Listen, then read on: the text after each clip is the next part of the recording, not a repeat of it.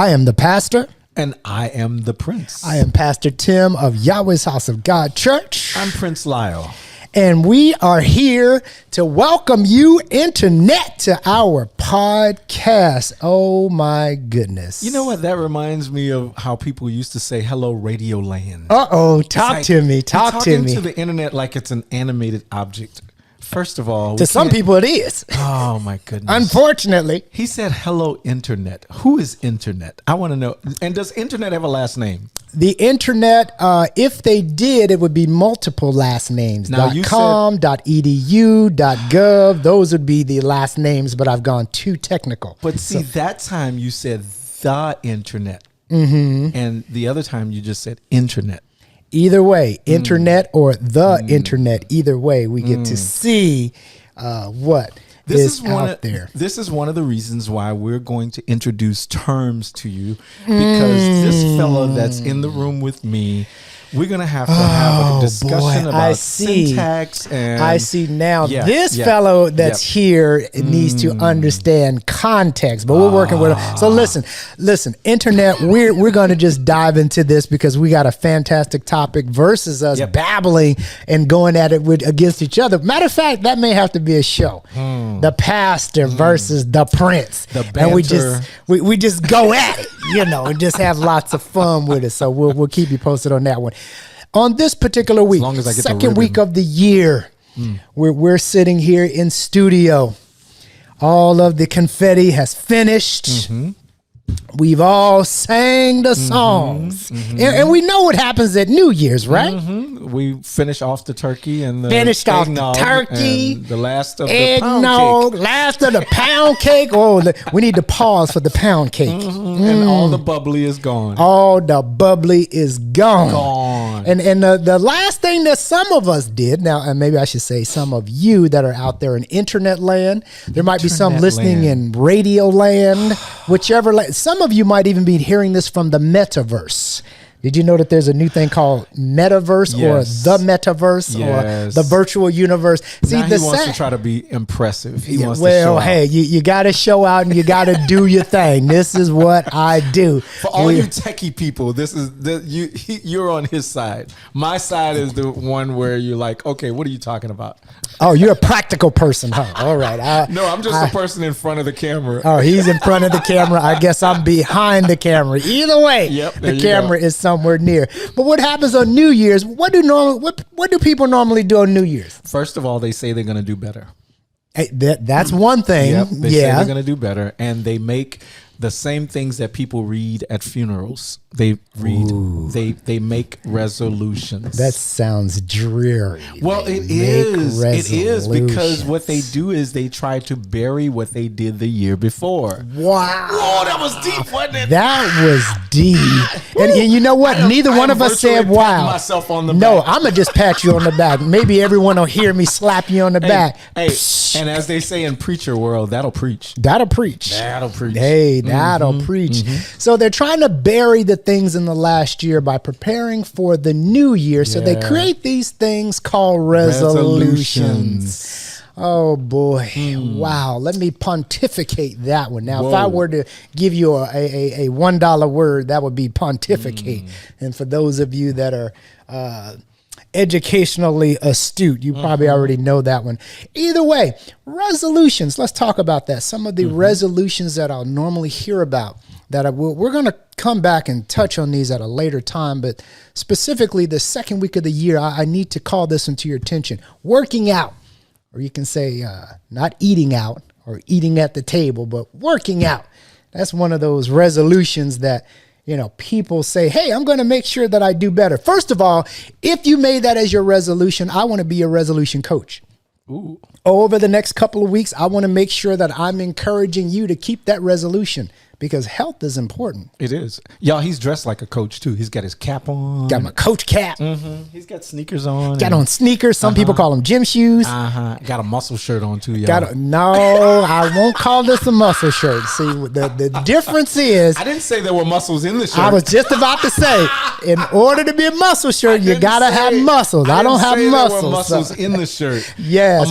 A shirt hanging on the rack, carcass. A shirt that's hanging on the rack in the store. It's still a muscle shirt. I don't know if I agree. You don't have muscles in it. I'm about to say, a muscle shirt. What makes the muscle shirts, and you know what? You can send us an email on this one, or you can ping us in the comments below and let us know if you agree with us on that one. Does it make it a muscle shirt when you don't have muscles? By the way, let me digress. He talked about getting in touch with us. First way you do that is make sure that you save the page podcast.yahogo.org. Yes, please. Make sure you save that. Bookmark the page. Bookmark the page. Podcast.yahogo.org. Do they know what it means to bookmark? I don't know. What does it mean to bookmark? I'm going to go to the Prince on this one. Well, in my layman's language, is it Control D? No, if you're on a Windows machine, it depends on which device you're on. It depends on your device. You can it depends go to the on tab. You can go to the there's tab. Like a star sometimes. There's a star. Now that star generally means it's a favorite. Okay. Well, make it a favorite too. So you can make it a favorite if you're old school and you're used to Internet Explorer and you click on the little star. That star actually says make this a favorite. For those of you that are additionally old school, I believe it's either edit or view, and you just click down and say add as a bookmark. So you can do it that way as well. And what's cool is that will work cross browser. So you can be on Safari, you can be on Brave, you can be on Chrome. See, I'm nerding out now, and I was supposed to be talking about working out. I was about to stop you and say, I wish you would have stopped me. I'm going to save our audience because thank you, audience. Show The Pastor and the Prince. There's two sides to the pastor, so we have to keep two sides. There's only one side. No, we have to keep him from No. We have to keep it. No, two. Listen, we have to keep him from living in the pulpit, and we have to keep him from living. Oh no, I'm gonna always live in the pulpit. No. Didn't we talk about that last time? Your wife said something different. Like I said, the two are not separate. They're both the same. No. Yes. Your wife would have something else to say about that. He's not going to live in the pulpit because he's got to come home at some point. At some point, you definitely have to go home, and that's a good thing. But back to the working out. Listen. Back to the working out. For those that want to work out, please make sure you keep that commitment. Even if the commitment is to go to the gym, touch the table. You know how they say touch the table when you're giving your offering and then walk out? That never works. I would prefer that you just go to the gym and touch the counter, so that you can get used to the habit of going in and you can lose the embarrassment of going in. At some point, you will get on one of the machines or the apparatus to do what's necessary. But trust me, it will help you out with health. Why don't you, instead of just touching the counter, actually go in as if you are, what do you do? Check in? Yeah, you have to check in. I want you to check in with your app. If you do it by the app, or you do it however you do it, scan whatever, scan the card, or, pull up the app and check in. You can check in and do 10 jumping jacks. No, check in and look around. Okay, check in and look around. I need you to check in. I like to scope out places before I start. Talk to me about the scope out. I like to scope out places. But before I do that, let me say this one thing. For those of you that are like me, I'm like the whole Denzel of the group, so in this duo, I like to start from the beginning and talk to me like I'm a child. Start it from basics. All right. So first of all, a resolution is a firm decision to do or not do something. All right. I like that. It's also a quality or a condition. It's the quality of being determined or resolute. That's where the word resolution comes from. I like that. All right. So I just wanted to make sure that we know. So we actually learned something today. Yeah. I'm glad that you shared that to be resolute. Now wait a minute. Talk to me about resolute. Because this is why I'm trying to encourage them to even touch the table, because the touch the table is also moving in the brain as well. Because what I'm trying to do is condition the mind. And most people know that things start in the mind before the body oftentimes catches up. Okay. So if I can start getting you, the hippocampus to begin to make those recordings that this is a part of our habit, hopefully it'll be a habit that you keep. That's true. So let's look at the root word, resolute. Okay. So talk to me. To be resolute means to be purposeful. So the purpose was to what? Work out and go to the gym. The purpose was to do better. Oh, that was the original purpose. One, right. But we do want to work out. Okay, But keep going. sometimes working out, if you're not purposely doing it for a reason and focusing on something, you can't do better. You know, you can work out and work out wrong. That's true. So Now, that's true. So resolute means to be purposeful, Purposeful. I like that. determined. Oh, and this is what I'm going to help you with, the determined part. And the last one, I love it. The last Say one, it. because I think we all have this problem. Okay. To be unwavering. Unwavering. Because that reminds me of the word discipline. Uh-oh. Come on. Discipline. Now the Prince is sounding like the pastor, but go ahead, Prince. Ah, yeah, that'll preach. Listen, That will preach. Discipline is when you are committed to do something even after the feeling is gone. Ooh, I like that. Okay, keep going. Because that's what happens. A lot of times we're emotional. We're like, oh, I'm gonna do this. I'm all ganged up and everything. And you know what? Somebody says, don't go to the gym today. Let's go and have a pizza. And you know what? I'm glad you brought that up, because as this is the second week of the year, as we shared with at the top of the podcast here, this is the part where it kind of starts getting tough. Now, I'm going to promise you, you really just completed 7 days. The hard part happens later on. And that's where I'm going to try to kick in and be that mental motivation to help you to keep moving forward. And in fact, I actually had a conversation with a absolute bona fide professional, and we're going to bring him in for another episode. And we're going to talk about it, because we're going to talk about some things that happen in the mindset. Yeah. And we're going to talk about why some of us fall off and all the numbers and statistics. We're going to get brainy with it. I'm going to tell you, I'm sure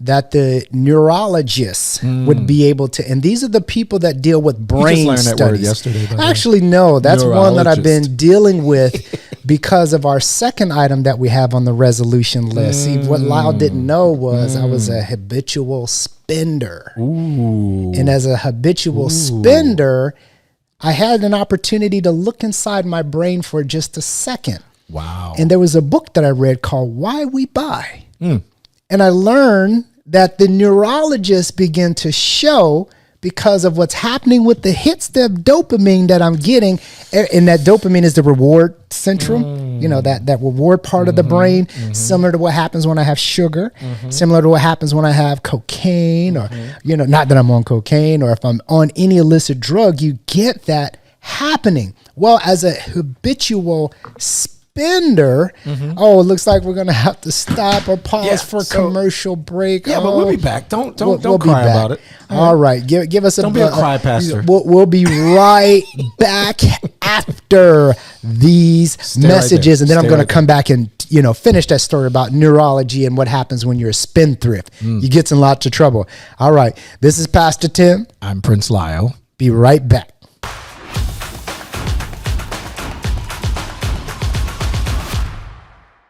All right, we'd like to thank our sponsors for that commercial break. You always pay the bills. You got to pay the bills. That's a part of spending. Oh my goodness. That's a part of spending. Yeah, we were talking about spending. We were talking about spending. Actually, we were talking about saving. I was trying to figure out why I was a habitual spender. Anyway, after reading that book, I realized that a lot of it's in the mind. And if you can, catch it in the mind, you can catch it going forward. Well, I didn't bring all of that up to talk about this.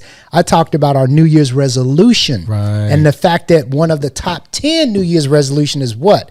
Saving money. Wow. There you go with that wow thing.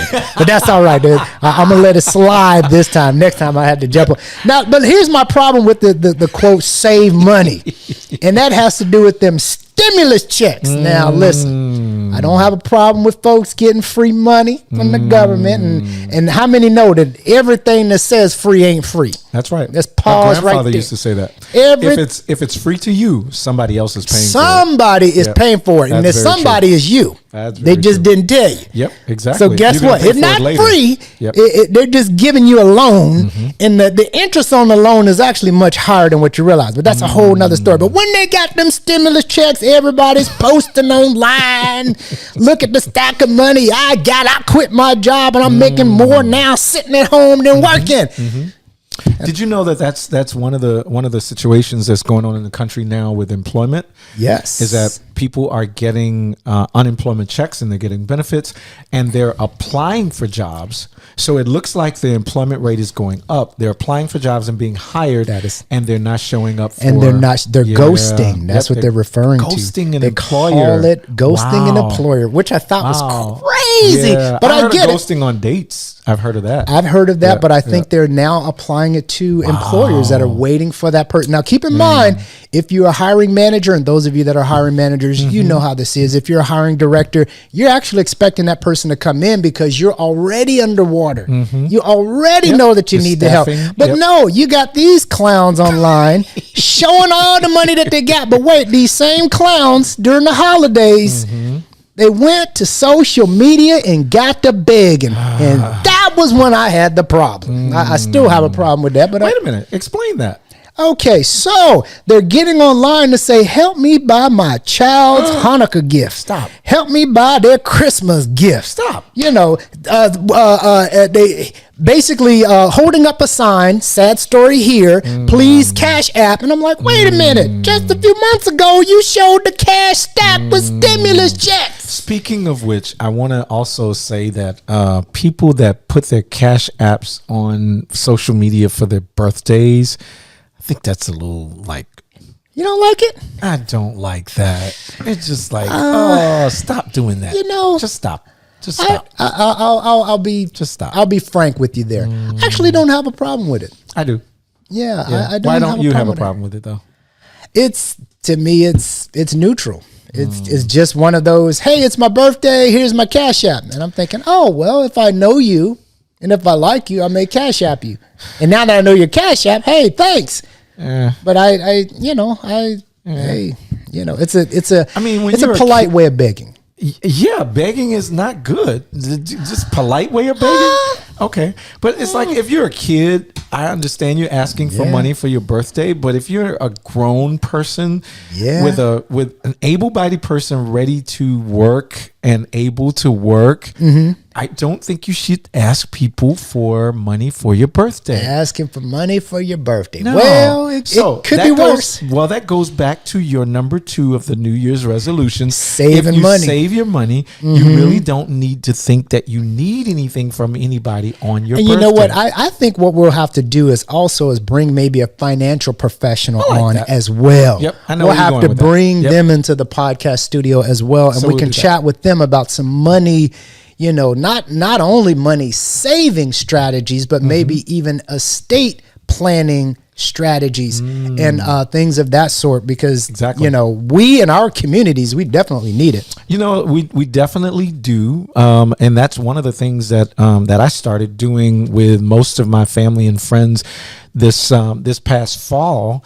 I started to encourage them to create a living will, and actually start doing some of that, because I think in our community, and I'll say our community. You're saying like African American community? Yeah, I think Asian American community, just people of color. Period. Mexican American. I think we shy away from doing wills because we tend to think that if I have a will, it's because I have property and I have a large estate with millions of dollars and so forth. But what happens to that house? What happens to that that special dishware that's been passed through family, passed down through generations? What happens? Well, I can tell you what happens. So if you do a will, that goes to probate. Probate can go up to a year or more. Explain probate. Probate is when the court takes the will, reads the will, and then basically let those who are recipients of that will say, this is when your items will be distributed to you. And so that's court directed. Yeah. What I was going to recommend is living trust. Wait, before you say that. Oh, yes. You were talking about the court takes the will and then they do something. And then the person in the back of the room is saying, Jesus, take the will. That was just my corny and insert this joke. Is why I leave all of the jokes to the pastor and not the prince. Yes, you've heard it here first. You got an egg for Lyle, and we will keep it moving, Prince. He said, Jesus, take the wheel. That's a good pun, but either way, with the wheel, what happens is that ends up in the courts, and it could take longer than what it should. We'll say. What I've learned is if you have a living trust, everything is transferred. The trust goes from living trust to now and I can't think of the proper word, but in essence, we'll say that it's a closed trust. The minute that the person that started that trust, when they pass away, that trust can no longer be added to. It can only be, taken out, and only the executor of the trust can start making those adjustments. But again, we're going to bring a financial professional on to talk about that in detail.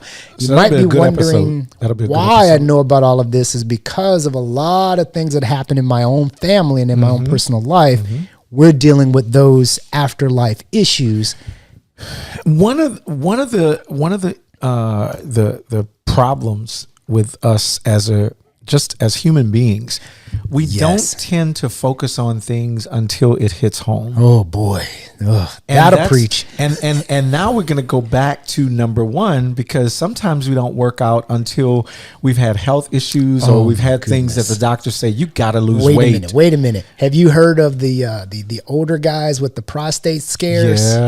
Yeah. And unfortunately for us, we lost a lot of good men on prostate cancer because of prostate cancer. That's going to be a show for later. Yeah. And I'm going to tell you, that's an issue that touches my heart in a totally different way, because I lost a lot of good men in my life because of that. Well, keep in mind, I don't know if they knew about the antigen test that you're supposed to take at the various intervals of your life so that you can catch it early. Because when I'm learning about this, quote, working out, and this is why I'm a kind of a health buff, if you will. He said he's not wearing a muscle shirt, but there he goes again, calling himself buffed. Oh, well, I'm not buff. We're working toward that. So for those of you that are wondering, what is Lyle talking about? I'll have to put a picture in one of our session windows so that you can see that I am nowhere near buff. Yeah, matter of fact, he's got biceps. You know what? This is what I've learned. He's being modest. No, this is what I've learned. There's a phase that you go through that a dear friend of mine who is, I think he got down to 3% body fat. 3%? Yes. Is he anorexic? He's not anorexic. He's a muscle guy, and he's mostly muscle. But he got it down to where he would be considered a musclehead. He is probably considered a musclehead. But one of the things he shared with me on his journey was, he said, Tim, if you're going to do this, you can do it in 90 days.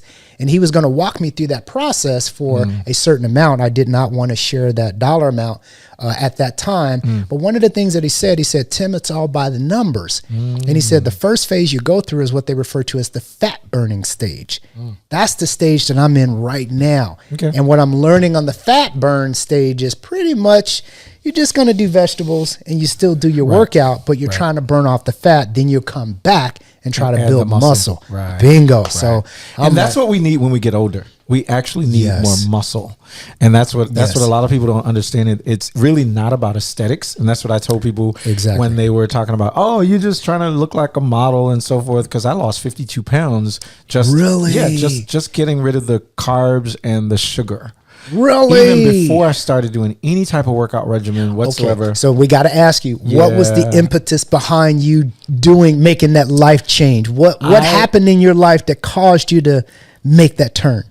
I did not want to continue the cycle that was in my family of diabetes and several other health-related issues that not only the men but women also. Okay, so it was on both sides. Hypertension, diabetes, all of that stuff, and I did not want to do that. And I was actually addicted to sugar. What do you mean addicted? I was addicted to sugar. People don't understand that once you eat so much sugar on a routine, then it becomes toxic, and you actually crave it. Even though you don't need it, you don't want it, you crave it. And it becomes a part of your addiction. I can believe that. There was one other thing that I want to add to. We'll get a professional to talk about that. I think we're going to have to do that, just so that others can hear that what we're talking about. We're just not blowing smoke in the air. We're actually sharing with you facts. Some of these are medically proven facts, and for those that are interested, we can put a few links down in the show notes here so that you can begin to look at some. Now, keep in mind, I'm going to say this right now. I love academics. Okay. So some of the research that we'll be sharing, it'll be at an academic level. Yeah. So you'll have to know that you'll be reading research papers. And can I just be honest? It's kind of like me nerding out. Be honest. Go ahead. It's going to be boring material, but you at least get an opportunity to read it in the raw. But you know what? Growth sometimes is boring. Yes, growth is. In order to grow, it's not always exciting. Yeah. In order to know, Yeah. that's how you grow. Yeah. In order to grow. Yeah.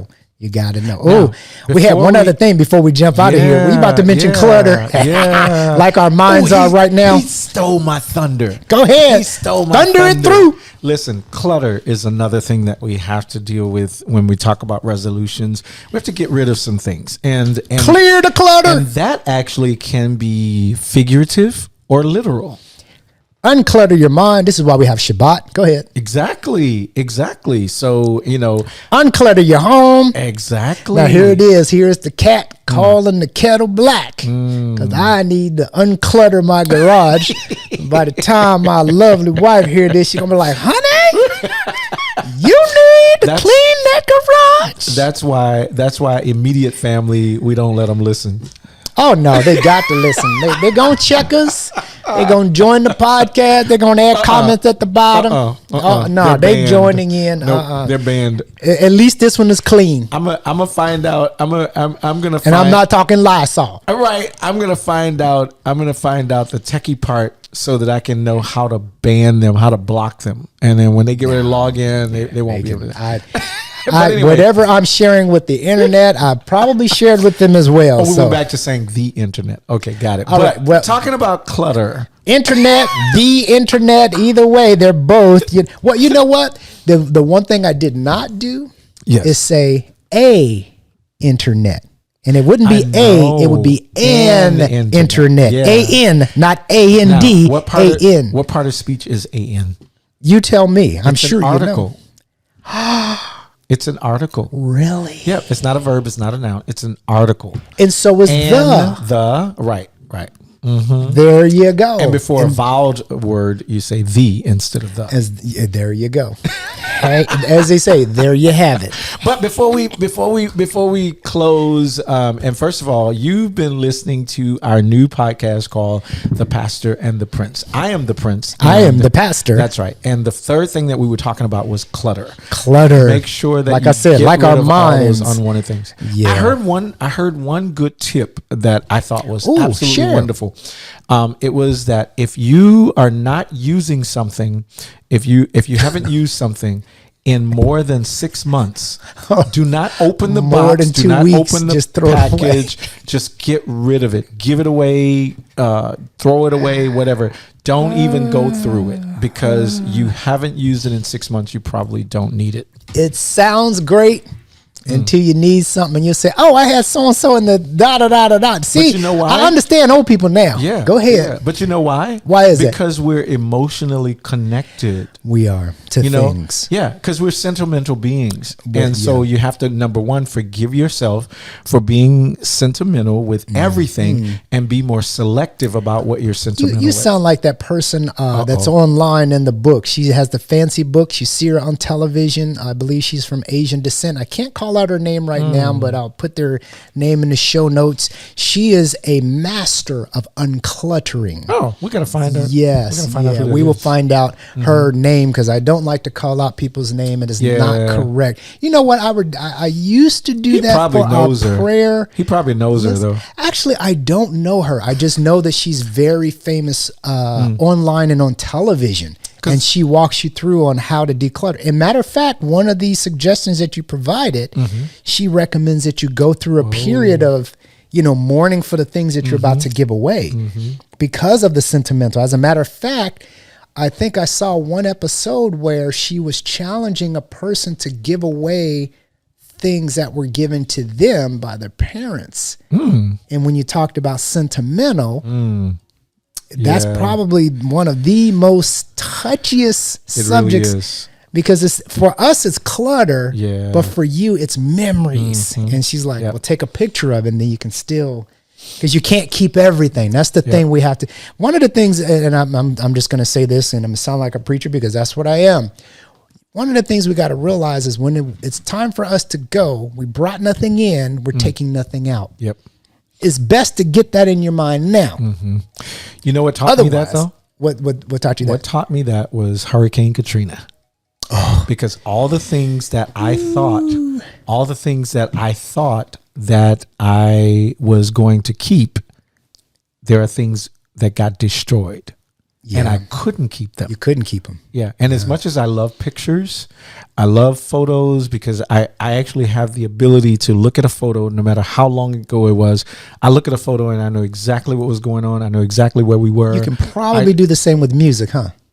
Yeah. Yeah. Yeah. Yeah. There's something about when it writes it in the mind, you're making that memory. Yep. Yeah. And that's why they say they use those things with Alzheimer's patients as well. Oh, I'm sure. Yep. I'm sure. Because it triggers that. And memory. it'll tap into a part of their mind that's still active. Yeah. Let's keep in mind, they're trying to keep the brain as active as possible, right, rather than allowing them to move into that vegetative state. Well, listen, I want to recap this wonderful show, this wonderful podcast that we had. We actually tackled 3 really important things, and I know that our listeners grabbed it. Number one, when you talk about your resolutions, you got to include working out. You got to discipline, right? You got to be resolute. Got to be resolute. That's what you talked about. Purposeful, right. Discipline, and ready to put the work in. That's what we're here for. Yeah, and exactly. that working out is going to help us both mentally and physically. So that's number 1. Yeah. Number 2, go ahead. And number 2, because you're working out, maybe you have to get a membership somewhere, and that allows you to think about where you're spending your money. Because if you say you can't afford the membership, maybe you need to start thinking about where to cut the fat and where to stop spending money on things that don't matter. And that gives you a mindset of saving money, right? And then when you save money, you also think about things that you don't need anymore. Yeah, so because when you're saving, you're stopping yourself from buying as much. So I don't need this. Exactly. Think about, and there was a rule on that too. What was that? When you think about not spending, give yourself time to think about the purchase. And if you still want it after time, then you go through the process of, do I need it? Do I need it? Nice. I like it. And do I need it now? Even nicer. Yeah. So nicer. then that helps you. Silly that too. helps you That helps you to eliminate some of the clutter. That's the third thing that we talked about. It. Yep. Yes, and for those of you, I want to say, got garbage. You can call that they're not advertising with us, but hopefully you can see what I'm looking at. There's not a place called Got Garbage, but for those of you that watch television, you know the ad. Call those decluttering places, and they will help you with decluttering. We need to do a decluttering for dummies or something. Yeah, hey, there you go. Or you can call Me Haul. Me Haul? Yeah, Me Haul. Me will haul it away. Okay. See, you shouldn't have stepped into that one. Speaking of dry humor, right? Yeah. Or eggs. Listen, this podcast is all about the pastor and the prince, and we are 2 human beings talking about life issues from different perspectives. Right? I am the pastor. I'm the prince. Thank you for joining us. Look forward to talking to you next time.